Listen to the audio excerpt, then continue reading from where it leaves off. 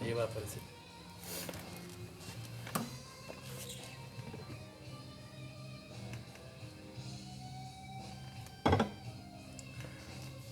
Los libros son un pasaporte a otros mundos, a otros espacios. Hola, soy Fernando Bastidas. El día de hoy me encuentro con Alexander Buitriago. Él es un gran escritor, desde hace poco lo conozco. Tuve la oportunidad de leer uno de sus libros y me ha encantado la forma de escribir, de redactar, y me siento muy identificado con su historia. Entonces quisiera, Alexander, muchas gracias, por fin se nos dio. Desde hace días que estábamos queriendo tener esta conversación, pero se atravesaban ciertos inconvenientes.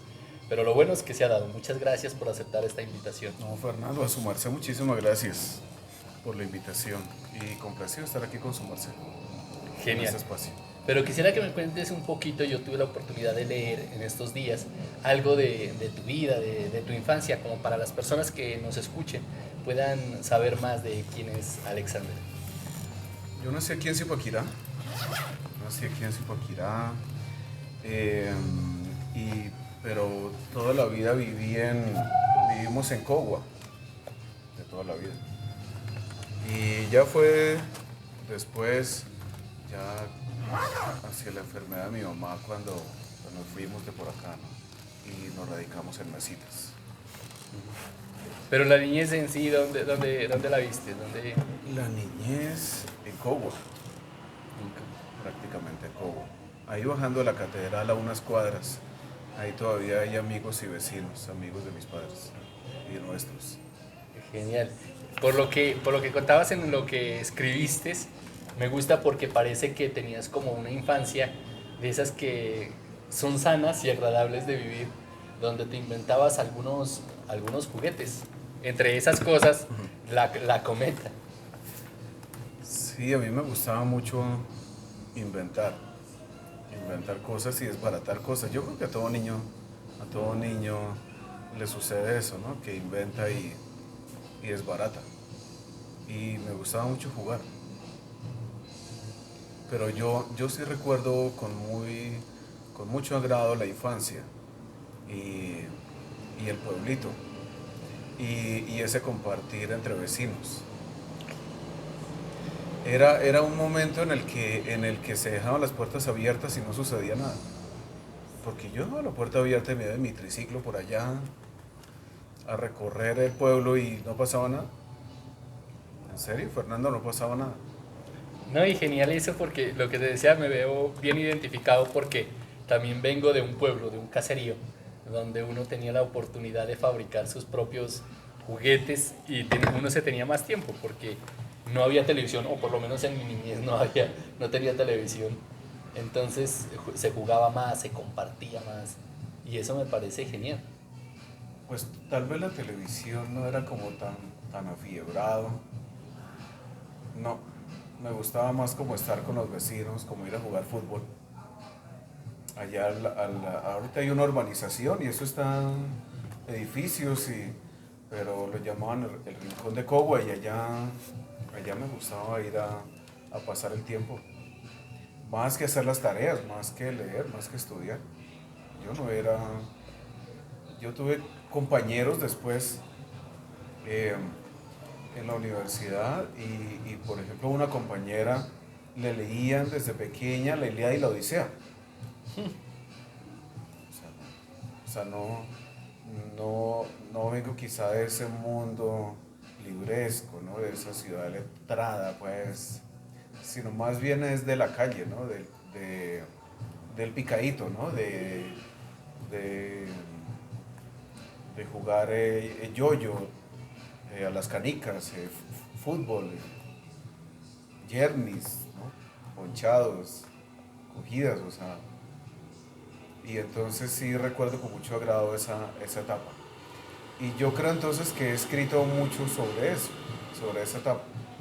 No, pero lo bonito es, y algo que le pasa a Gabriel García Márquez en la manera de escribir, sobre todo en los 100 años de soledad, dice que una vez le preguntaron a la mamá, oiga, ¿cómo hizo Gabriel García Márquez para inventarse semejante historia? Y la mamá dice que responde, ¿qué va? Si él no se inventó nada, esa historia ya se la contaron. Pero esas historias chéveres que no son fáciles de escribir y sobre todo de enganchar al lector para que se enganche y pueda visualizar tal vez lo que se está contando de esas cosas que algunos hoy en día ni siquiera conozcan. Yo creo que nos identificamos con García Márquez en el sentido de la oralitura, dicen los académicos, ¿no? De, esas, de ese acervo lingüístico, cultural que viene de nuestros ancestros. Y también otra cosa que recuerdo, Fernando, son esas anécdotas de mis padres. Entonces yo creo que hay una biblioteca oral, un archivo oral que tenemos y que reside en nuestro ADN y que está en nuestro corazón y en nuestras entrañas, al menos en mi caso así lo percibo. Y son esas anécdotas, esas historias que todavía no están escritas y que nutren la vida misma, no solamente bueno, la escritura es la vida misma, ¿sí? Pero que lo nutren a uno. A mí me gustaba mucho eso. O sea, antes de los libros, antes de aprender a escribir, que fue desde, yo recuerdo, las planas, las bolas y palos, y los palos derechos y los círculos bien redondos, y si no, no sale a descanso. Y eso fue agobiante para mí, una tortura, un padecimiento, ¿no? Eso fue tenaz, o sea, y después viene, bueno, esa exigencia académica, eso ha sido muy duro para mí, o sea. Y entonces, antes de todo eso, está esa biblioteca oral de la memoria de mis padres, que eso es inalienable, o sea, y eso son clasificaciones, yo tengo eso clasificado en mis archivos. Y todavía sigo descubriendo material, porque hay cuartos que están vedados aún y que estoy explorando. Genial. No, y en los escritos que he estado leyendo veo que tienes un gran respeto, admiración y mucho amor por tu papá. Cuéntame un poquito Sí, de eso. bueno, mi padre siempre fue la voz, ¿no? Era el centro de las reuniones y era el de las historias, el de las anécdotas, quizá tal vez el de lo fantástico, ¿no? El de lo maravilloso, o sea, por la manera en que iba como narrando. Entonces, yo siempre me sentí como en desventaja frente a él en eso, ¿no? En congregar, en hablar, en esa memoria que tenía, eh, con el día, la hora, el lugar, los colores, el tono, el acento de la gente, y así iba contando. Entonces yo dije, bueno, hagámoslo por escrito. Y tampoco por escrito he podido, pero es el ideal, ¿no? Ahí Pero vamos. él te impulsó, te inspiró a escribir o no. Yo creo que yo creo que cuando él se dio cuenta que no había nada que hacer, ella dijo, pues apoyémoslo.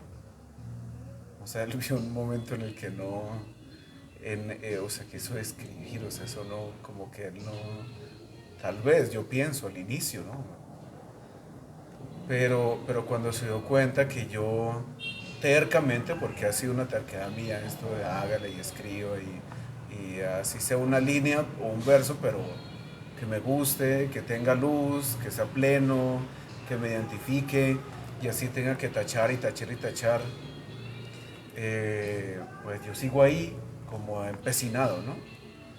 Entonces, cuando él se dio cuenta que realmente me identificaba con la escritura, él empezó a compartir, empezó a ver que se publicaban cosas, luego llegaron los reconocimientos, los premios literarios, y junto a eso pues también ha habido dinero, o sea, Fernando, yo no, sí es cierto, eso me lo hacía ver un poeta, ¿no? No puedo ser injusto e ingrato ni ni con la vida misma en ese sentido, porque sí ha habido dinero al lado de la escritura, Fernando. O sea, no puedo decir, no, es que esto ha sido pues la miseria, no.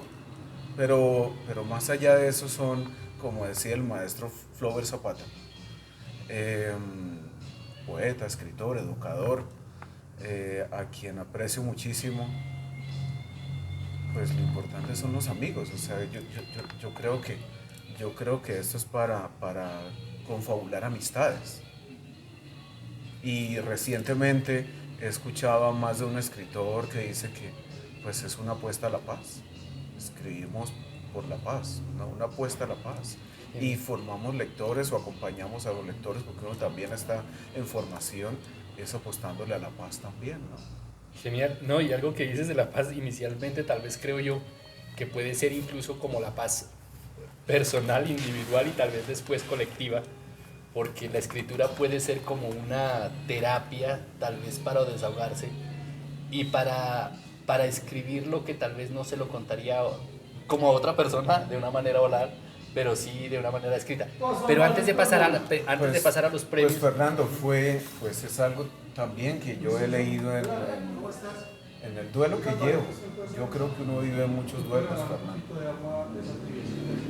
Y entonces uno de esos duelos es la partida de mi padre. Fue de mi padre en octubre. Y entonces yo pienso que muy recientemente, o cada día hago conciencia de eso, es que a través de la escritura pudimos seguir hablando y podemos seguir hablando. Genial. Entonces, siempre ha sido la escritura como una oración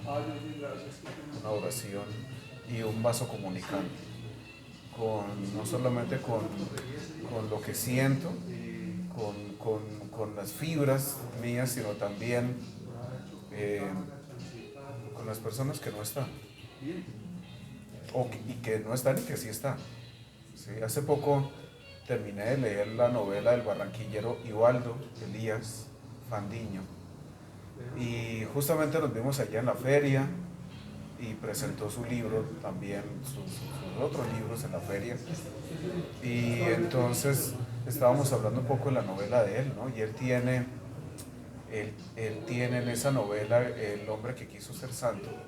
Justamente él escribe sobre esa otra posibilidad. En esa carta al Padre que todos deberíamos hacer, o la hacemos en algún momento, la carta al Padre. ¿Sí? Yo también estoy elaborando mi carta al Padre desde hace ya bastante y voy en mi cuarto borrador.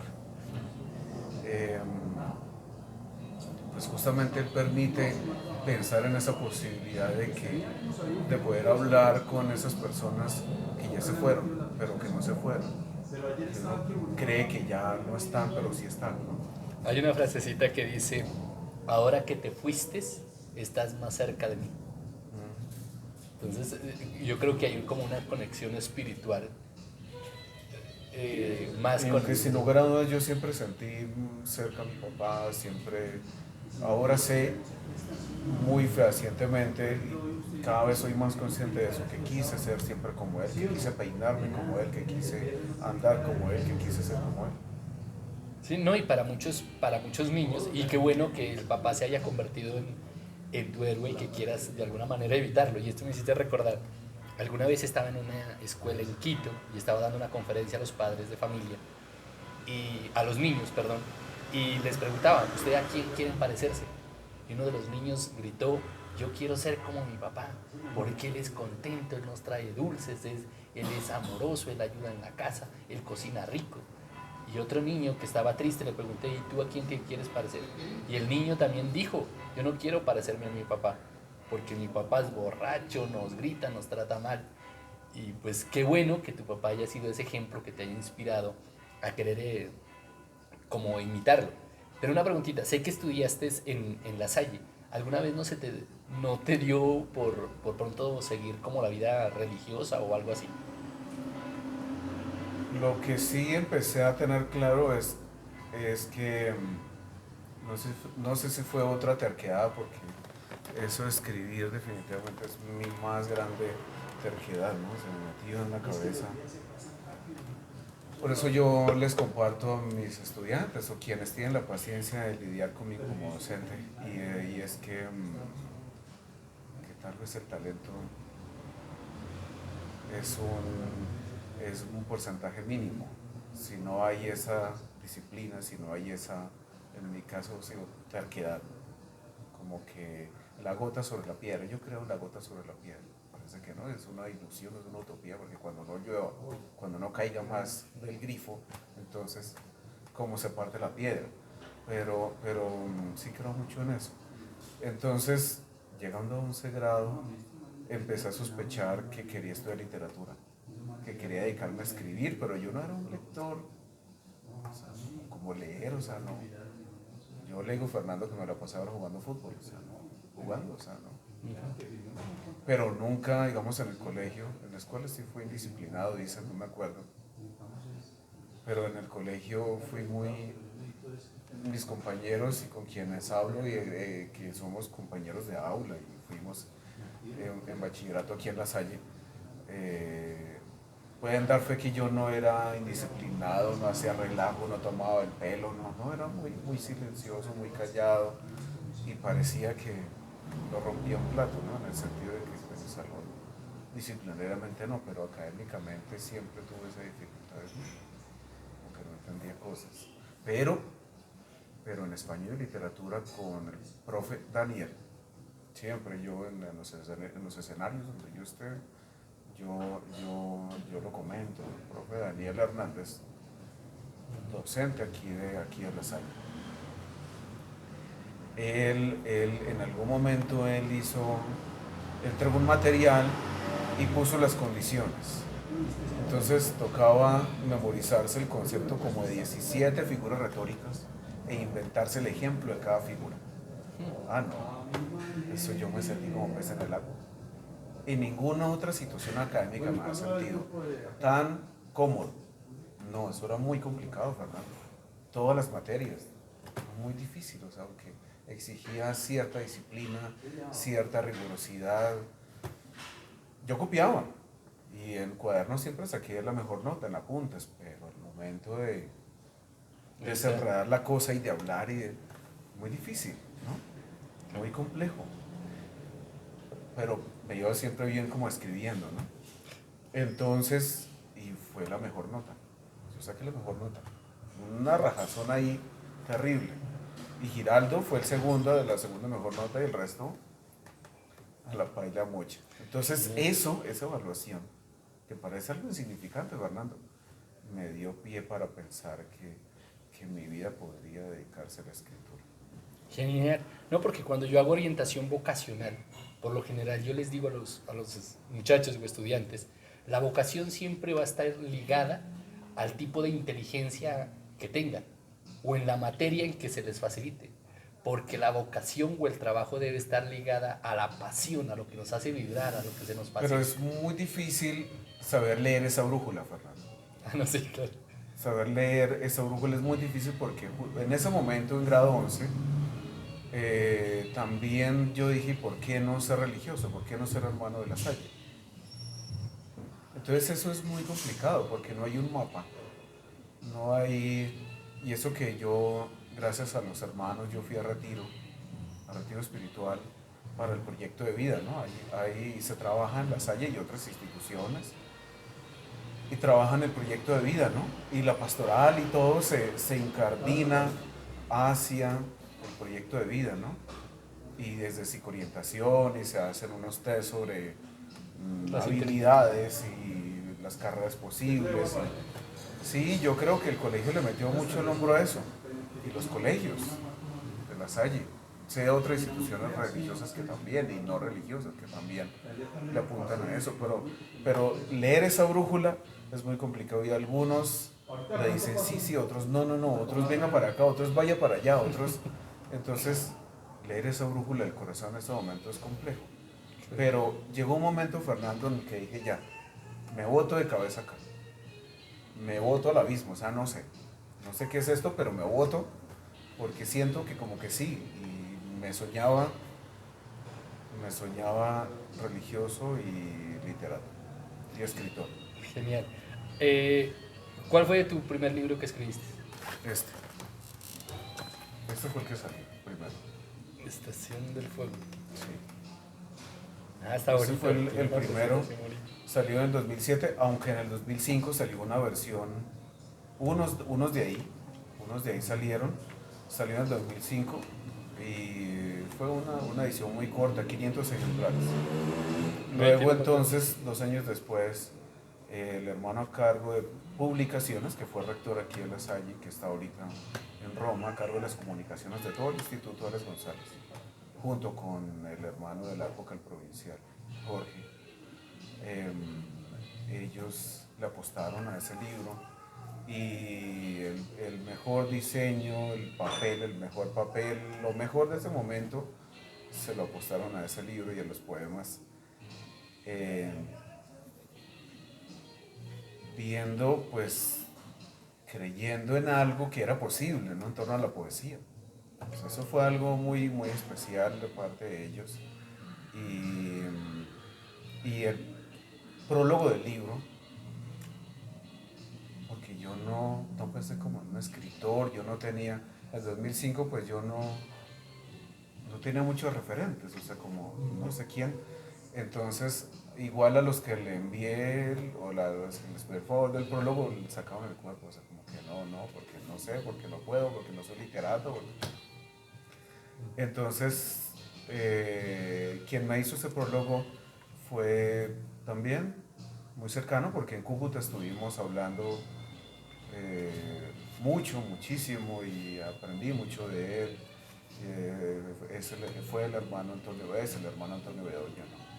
Y a quien considera siempre muy, pues, muy especial y muy abierto a su edad, a sus 80 y tantos, tan libre pensador, tan siempre apostándole al arte, a la literatura, a la escritura, a los referentes que tenía, todo un estudioso a su edad. Entonces él hizo el favor de escribirme el prólogo, cuando en ese momento, por muchas razones, no a quienes les dije, pues no lo hicieron. Además porque tal vez sí le aposté al erotismo en ese libro, ¿no? Pienso que es un tema al que le aposté, ¿no? Cómo contar esas cosas, ¿no? En un poema. Luego me he dado cuenta que se puede ser erótico sin necesidad de mencionar el cuerpo.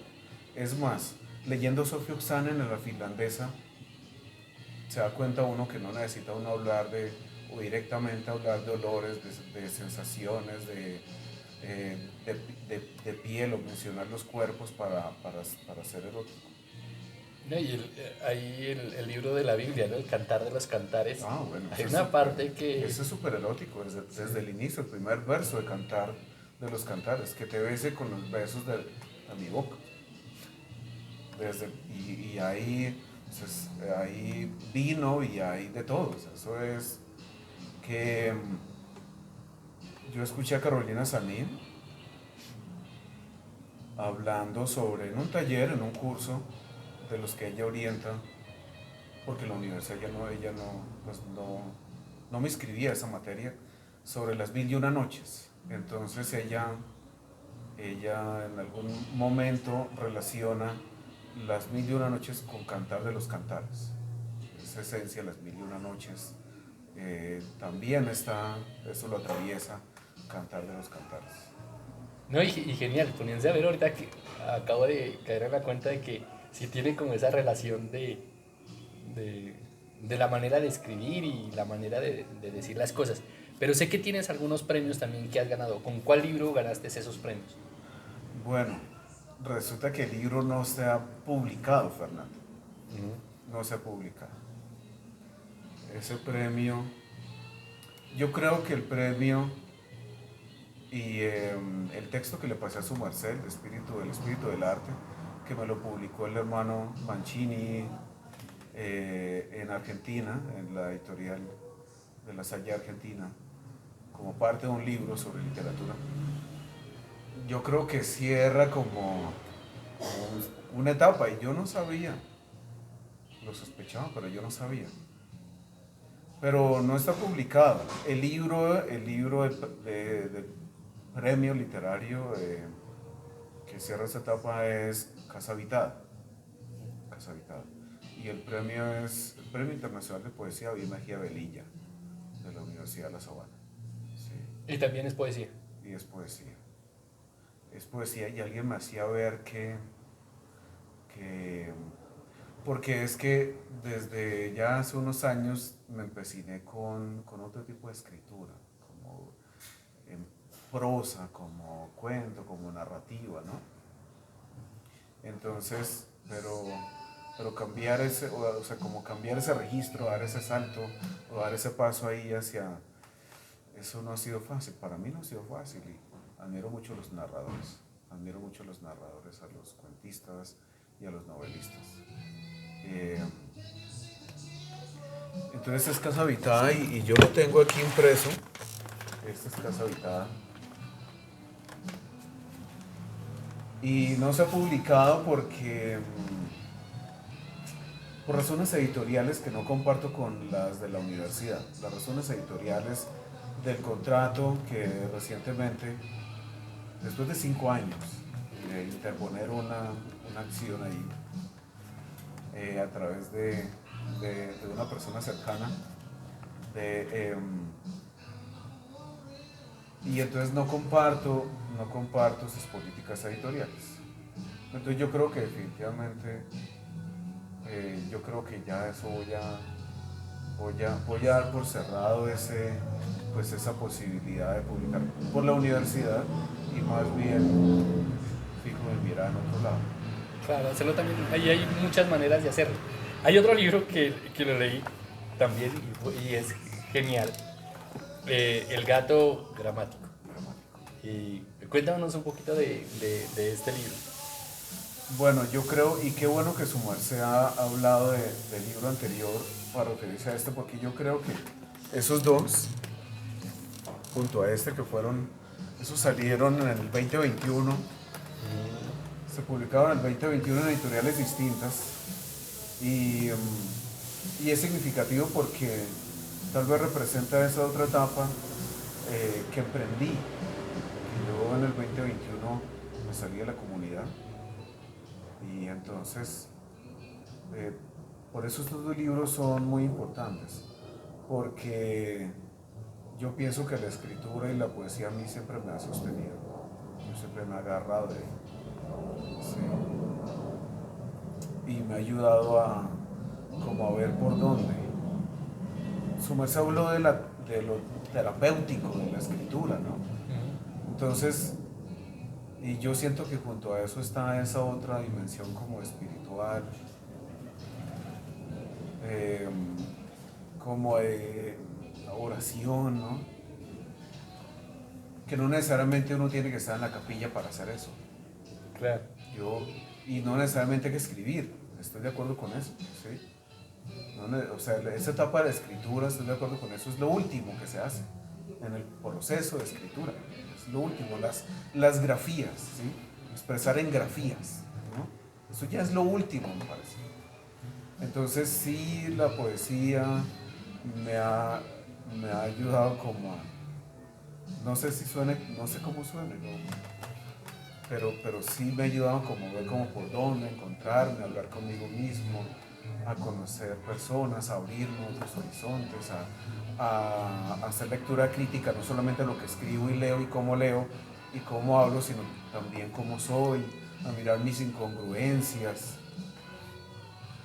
No, y la poesía en general, me atrevo a decir que tiene mucho de espiritual, ¿no? Hablando de Walt Whitman cuando habla de ciertos poemas, esa conexión que tiene como con el todo, no habla en sí de un Dios, sino con el todo y la manera en que dice las cosas, que es como para todo mundo. Whitman siempre es un universo por explorar, o sea, siempre le dice a uno, ¿sí? Siempre le dice a uno. Y entonces yo pienso que esos dos libros se desprenden de Casa Habitada, porque ya en Casa Habitada yo toqué algo sobre el gato, pero ya tenía yo eso del gato. El gato viene de unos poemas, hay 15 poemas, que envié yo a un concurso a la San Buenaventura de Cali y obtuvieron una mención.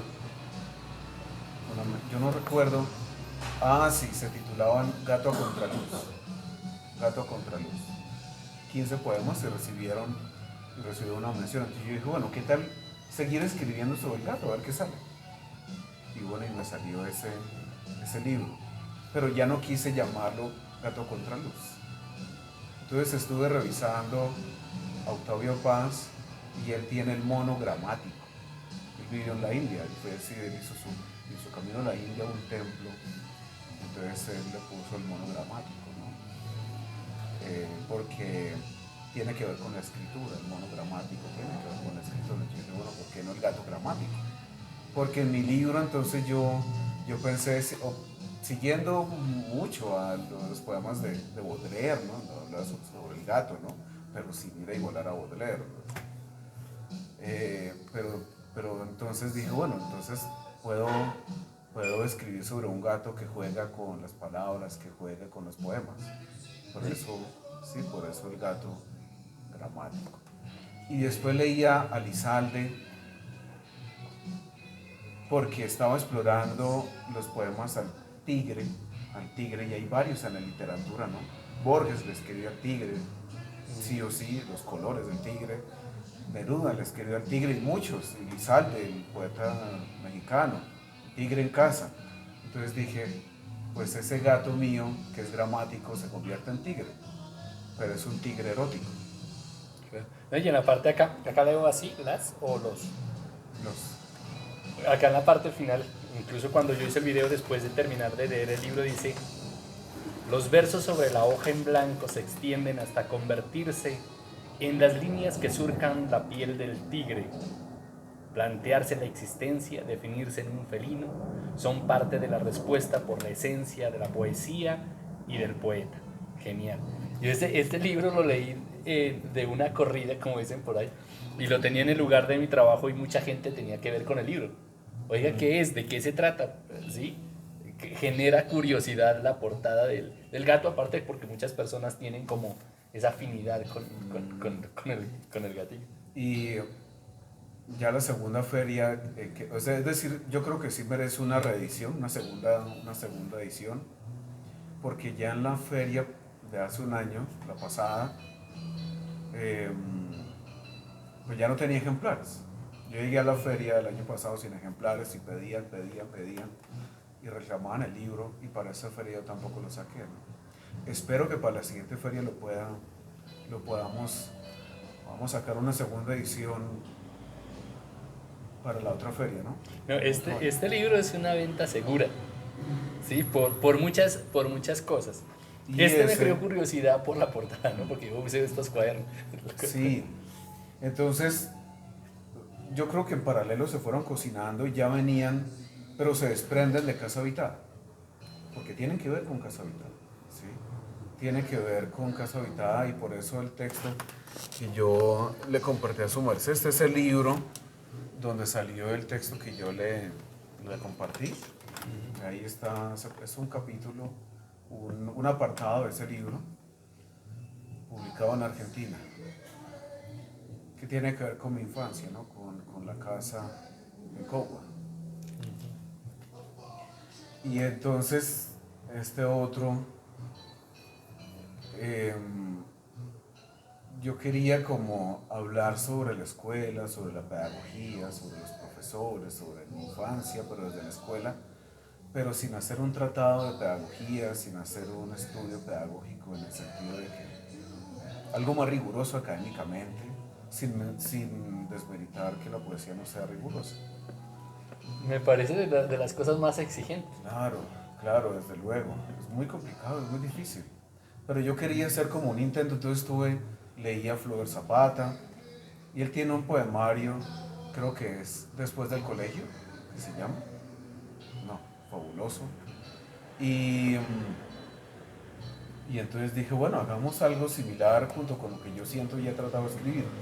Entonces dije, bueno, y pensé en la portada, tenía que ser en esos cuadernos que recordaban mi infancia, y le dije a Diana Carolina, la editora de Piedra de Toque, y le gustó la idea, y desde antes que se desatara la pandemia, desde mucho antes de que empezara la pandemia, empezamos a trabajarlo porque nos alcanzamos a ver antes de pandemia, cuadramos, le gustó mucho como la idea editorial y de edición, Y toda la pandemia ella estuvo acompañándome en el proceso de edición.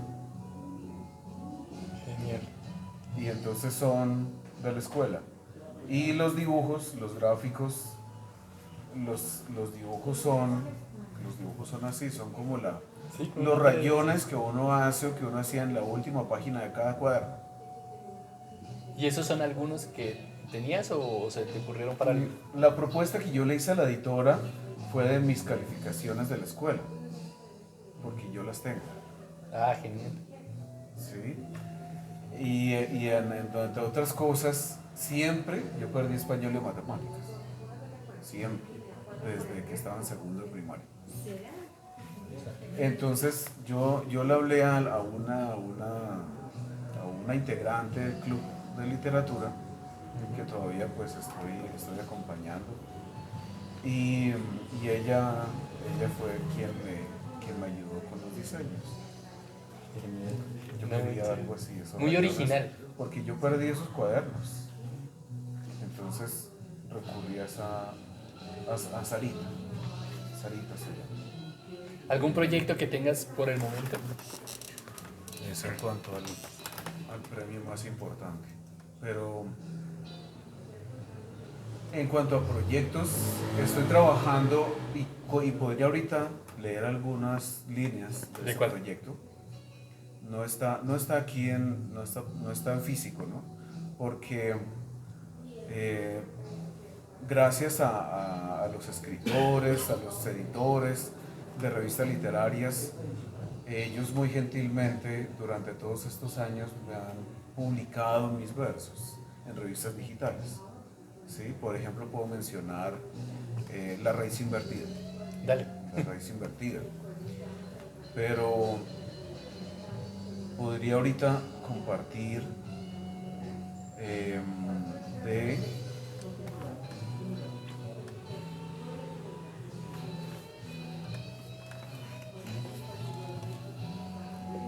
la revista que orienta John Gómez. John Gómez, él ahorita está presentando su libro y su proyecto literario en Chile, si no estoy mal. Él vive en Bucaramanga, es docente, escritor también. Y entonces recientemente él tuvo la gentileza de publicarme en la revista de él algunos versos de un trabajo que he estado cocinando. Entonces yo le puse cocina de poesía. Cocina de poesía y dije, bueno, lancémoslos ahí. Y entonces hace parte de una serie de poemas sobre la comida. La verdad. Sobre la comida. Puedo leer uno, por ejemplo. Soy el cocinero mayor y canto mientras pico cebolla. Mi sazón es poética. La salsa que bailo prepara mi escritura. En la cocina todo está listo. La tabla de madera para picar, olorosa a tomillo y a poemas entre el tomate en el aceite saltando. Las acelgas recién lavadas, los espárragos malqueridos, las espinacas revolucionarias. Esta es la cocina crepuscular que sacia el hambre de poesía. Bailo mientras pico cebolla o pelo las papas para el caldo. Degusto esta página de aromas. Puedo trinchar las palabras, enrollarlas como espagueti lingüístico, cortarlas como zanahorias gramaticales o morderlas entre el brócoli políglota, las acelgas sintácticas intactas y esa mezcla de adverbios al ajillo con que unto los poemas. Genial. Súper chévere. Me encanta la manera de escribir. Bueno, para finalizar, sé que algunos, sobre todo en la edad de los adolescentes, jóvenes, quieren escribir y creen que los poemas solo es decir cosas bonitas, pero sí tiene su cierta técnica. ¿Qué recomendación le darías tanto para que sigan como para que perfeccionen ese arte de la poesía a la hora de escribir? Sí, es que eso que dice alguien, que eso que dar consejos en la escritura, eso es complejo, ¿no? Eso es complicado, eso es comprometedor. Pero su merced lo acaba de decir, es que sigan, ¿sí? Es decir, porque no hay fórmulas, no hay fórmulas, no hay... y si hay fórmulas, pues ya es cliché, ¿no? Y el escritor huye del cliché, se supone, ¿no? Huye de los lugares comunes. Entonces, pero sobre todo es que sigan.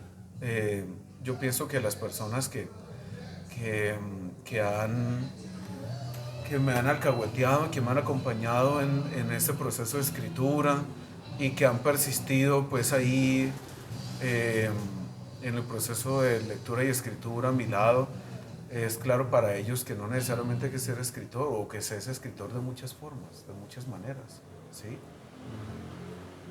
Siguiendo sus sueños, ya eso es apostarle a seguir con lo que dice el corazón, ¿no? Porque yo pienso que esa escritura, digo, esa brújula inicial que tiene que ver con lo vocacional, pues tiene que, tiene que conectarse, tiene que cablearse al corazón, o sea, porque yo pienso que llega un momento en el que el seguir otras voces y lo que otros dicen y el capricho de otros, pues Lo eso aleja de sí mismo. llega un punto en el que uno se frustra.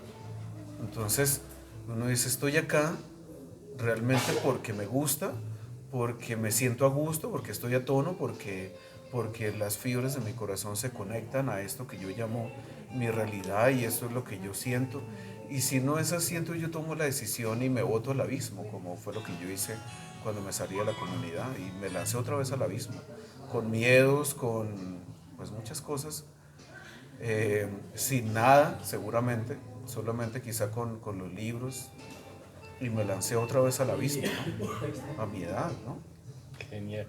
No, pero la recomendación o lo que acabas de decir me parece muy válido. Me hiciste acordar de una historia que dice que en una universidad estaba un auditorio lleno de jóvenes que querían escribir y esperaban, no recuerdo el nombre, de un escritor muy famoso que les daría sus consejos para escribir.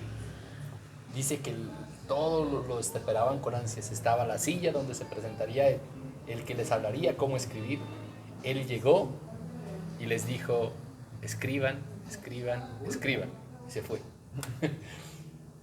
No hay mejor consejo que ese, que escribir y conectar lo que dice el corazón, porque tal vez las fórmulas lo pueden sacar desde el corazón, lo pueden llevar a hacer lo que otro piensa, lo que otro quiere y no lo que quiere decir. Sí, es persistir. Cuando uno piensa que ya hasta ahora está iniciando. Y creo que la escritura nunca se termina. O sea, yo todavía no me considero escritor, o sea, no, es una palabra en letras mayúsculas. Entonces, pero recuerdo la charla que tuve con un escritor portugués, premio de literatura de Portugal, y él decía, pues son experimentos que uno hace, son experimentos, intentemos, son intentos fallidos, decíamos con alguien en un taller, ¿no? Y yo asistí a varios, al de los impresentables, por ejemplo, ¿sí? Me considero impresentable, el maestro Rodolfo, que tiene su escritura y su escuela de escritura ahí en Chía, ¿no? Y entonces decíamos con una compañera ahí del taller, pues son intentos fallidos, intentemos, y eso no se pierde nada. Y estoy de acuerdo con lo que dice, no sé si es Mario Mendoza, sí, leer es resistir, pero también escribir hay que intentarlo. Y él dice con su novela Scorpio City que él la envió un año, otro año, tal, y nada, y seguía, y la enviaba a concursos y seguía trabajando, hasta que de pronto reviento, de pronto no sale nada, pero el solo hecho de ir escribiendo, de ir pasando a grafías, ya eso es fruto de todo un proceso interior, y eso ya es la plenitud, me parece, eso ya es parte de la plenitud, ¿no? Que no, genial, genial. En estos días estaba mirando una entrevista que le hacían a Cortázar, creo que era, y le dicen, ¿cuál es tu mejor libro? Y el hombre dice, todavía no lo he escrito. El que no he escrito. Sí, porque dice, no, nunca va a terminar, nunca va a ser el mejor porque todavía no se sabe. Y el escritor tiene que seguir por siempre escribiendo. Bueno, yo creo que el mejor mío fue el que yo leí cuando no leía nada y fue como el que me hizo vibrar por allá esa cuerda interna. Y yo dije, guau, ¿qué es esto? O sea, a través de la palabra se abrió todo un universo yo sentí algo especial. Fue El jardinero de Tagore. Ah, oh, genial. Y eso me deslumbró, El jardinero de Tagore. Yo dije, pero ¿qué es esta maravilla? Es una cosa fenomenal. No, y es que te acuerdas. O sea, ahí yo sentí algo especial por la palabra y dije, quiero escribir así. No lo he logrado, o sea, no sé si lo logre algún día, pero eso fue fenomenal. Entonces yo creo que en lo vocacional siempre todas las personas nos mueve algo, una pasión, esas pasiones secretas y que lo creemos hobby, perder de tiempo desde muchos otros lo consideran así seguramente, otros lo considerarán así, pero uno debería apostarle a eso. Genial. Bueno, Alexander, ¿cómo te encuentran en redes sociales? ¿Y cómo hacen para encontrar tus libros? Si tienes alguno ahorita que... Estoy en Instagram, @albugo2 y en Google, Alexander Buitrago Bolívar, y ahí está mi home, ahí está en Google, alexanderbuitragobolívar.com.co, y ahí en Google, y pues ahí en mi home, ahí está, ahí guardé las entrevistas, guardé lo que he publicado en columnas. A mí me gusta mucho medirme como a la columna opinión, porque son pocos renglones y puede uno expresar lo que uno quiera sin restricción. Me gusta mucho ese ejercicio de la columna opinión. Libros, no política, sino lo que salga, ¿sí? Y bueno, en Face ahí estoy también como Alexander Buitrago, y en Twitter Poemas Fallidos, Genial. @Poemas Fallidos. Pues muchas gracias, Alexander, por haber aceptado esta invitación. Espero que se repita. Genial conversar con alguien así porque me veo bien identificado, sobre todo con algunos poemas, con algunos escritores que mencionaste. Y genial, genial. No. Y qué chévere porque yo creo que le haces bien al mundo, le aportas a la paz, porque más de un lector se va a ver tal vez identificado con eso. No, muchas gracias a su merced. No tengo ahorita sino ¿no? Este La sí tengo. estación del juego. Y estoy cocinando los versos que yo compartí acá, pues eso se demora todavía. Este no libro podemos está apresurar esa cocinadura. genial para tocarlo en las manos. Este Es libro ahorita súper ese se está vendiendo allí en Cenatrium, pues ahí dejé algunos ejemplares en Cenatrium, ¿no? Ahí directamente con Juan Pablo, aquí abajo en Cenatrium, o directamente por redes, lo pueden adquirir. Tengo varios ejemplares y ya haré ruido para cuando salga la segunda edición de estos, pues haremos ruido, ¿no? Si no, ya sabe, apenas empezamos a conversar y le hacemos Y el trabajo en narrativa pues todavía se demora. Ya le digo, estoy en mi cuarto borrador. Yo empecé en el 2012 a trabajar esa historia. Y pues eso es muy complejo, eso es muy complicado. Pero su merced sabe que soy terco, entonces eso saldrá en algún momento debe salir. insistir, persistir hasta lograrlo. No, y chévere, y así